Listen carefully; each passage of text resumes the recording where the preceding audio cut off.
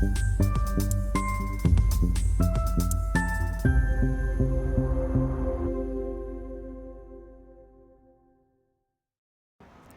everyone, and welcome to a Rust electricity tutorial video. In today's video, we are going to be looking at how to wire your main frame for your entire electrical system. So this system is designed to take the raw power from your windmills and solar panels and put them into the system, use the raw power first, and then use any excess power to charge up your batteries, since when you charge a battery it does degrade some of the power, and then it'll use battery power only when the raw power output dips below the power you need for your main line. Right here is what you'll need for that main system that we're going to wire together. This root combiner here is for all of your raw power input, whether it's a solar panel or windmills, and you probably will have multiple. So just set up your root combiner array, attach them all together into one final root combiner, and then this will be what we use to bring the raw power into the system. You'll also need splitters and root combiners for your battery systems, whether it's one or whether it is many. So we'll take a look at that as well. And then finally, have your main line ready to plug into, whether it's an array of E branches or you use some other combination of splitters, E branches, etc. Alright, so to get to wiring this system, the first thing you'll do is you will take your raw power and you'll put it into this first E branch here. Now notice that I have a set of E branches here and a set of E branches here. These will deal with your raw power output, and these will deal with your battery power output. Okay, so now that this first one's in, you can go ahead and daisy chain this one, and then this first E branch, you're going to want to configure, the defaults always do, but this one I've gone ahead and configured to 100 power. We're going to pretend like that's the amount of power I need to power my entire main line, or my base, basically. Alright, so that's configured. We're going to take this first branch out. Now that this is configured, we're going to take this first branch out, and we are going to take this down to the bottom of the memory cell. We've daisy chained this one together, and so now we'll take a look at the second E branch. You can leave this one configured to 2. That is all the power we need coming out of this side. And this we're going to take and we're going to put down into the bottom left of your second OR switch. Then for the right side of the E branch, you're going to take this and put it into the left side of the first OR switch.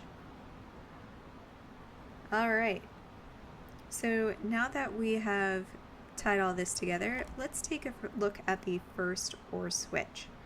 This first OR switch is going to take the excess power that isn't used from your raw power to power the main line.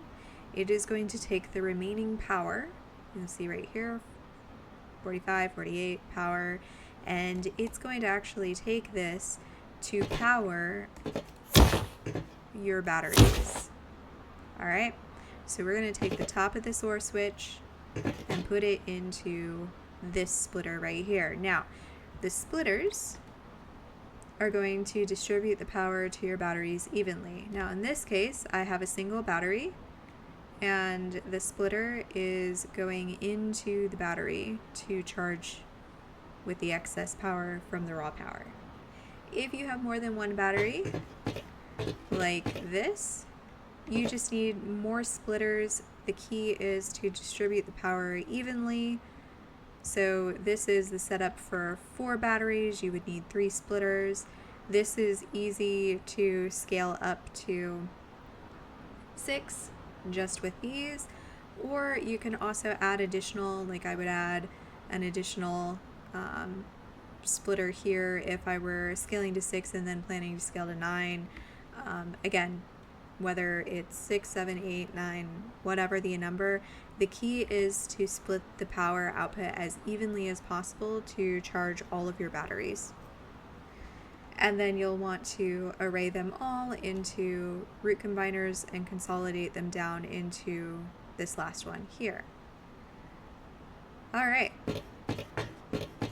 So coming back to our circuit here, which is a much smaller scale, let's take a look at this second OR switch. Actually, we still have one more on the first. Hold on. Okay, this second, the right side of the OR switch, of the first OR switch, we're actually going to bring this over, and it is going to go into the top left of your memory cell. Okay. Now all of these are wired. We're going to take a look at our second OR switch. So this second OR switch basically plays a major part in switching back and forth between your raw power and battery power. So we're going to get this wired up by taking the output, and this output is going to go straight into your set of your memory cell. Then we're going to take a look at this last input we need. This is going to go into the, we're going to go the long way here. We're going to take this and put it into the top of our blocker. All right. Now let's take a look at this last OR switch. This last OR switch is what takes power to your main line and determines if we are using battery power or raw power. And so we're going to plug that into the main line just like that. Now these last inputs here are going to be this left one going up into the left of your memory cell, because that is going to pull out and allow your mainline power to come from raw power. And then this is the mainline input of your battery power. So this is going to go to the top left side. Ooh, there we go. Top left side of this first E branch here. So let's go ahead and wire together your battery branches. All right, so what we're going to do is this first one is going to go ahead and daisy chain into your second. Now your input is going to come from your battery. So we want it into this root combiner right here. All right. So this is where your battery array plugs in. Now let's take a look at this second E branch. The second E branch, we're going to take the first output here, and this one is actually going to go into the next E branch. Then the right side is what we're going to take, and we're going to plug this into the block pass-through of your blocker. All right, so then with your last E branch, you're going to make sure that this one is set to 1, and let's go through those configurations. The middle is set to 2, and then that first one should be the same amount as what your main line needs. But we're going to wire these so that this goes into your reset, and then your second one is going to go into the bottom of your blocker. All right, so this is set up. Your main line is powered, and this one should be using your raw power. Now, if I were to take this and disconnect, it switches over to your battery power. And then if I go ahead, now that the output's just 20, now if I reconnect this, boom, then everything should go back to battery or your raw power now. And then you'll always want to check and make sure that everything is plugged in accordingly, as it should be. Alright, cool. And then the only empty one should be this toggle. That should be empty. As long as that's empty, and that's the only one that's empty, then you've done your job.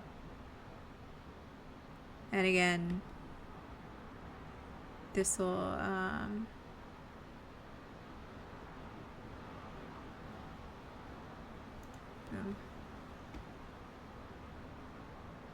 switching over, and then this will switch it back. Now, if you've noticed that these haven't lit up, one reason for that is the mainline power coming from the battery matches the same that you're using for your mainline. So let's say we just want 80 power. Then when raw power is happening, all of this should be lit. And then if we take raw power off, these go down, these should still be lit.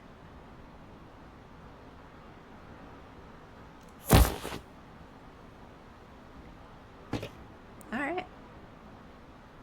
Thank you for watching this Rust electricity guide. If you found this useful, please give it a thumbs up and be sure to subscribe for more Rust tutorial videos. Also hit that bell icon to be notified when I release the next video. See you next time.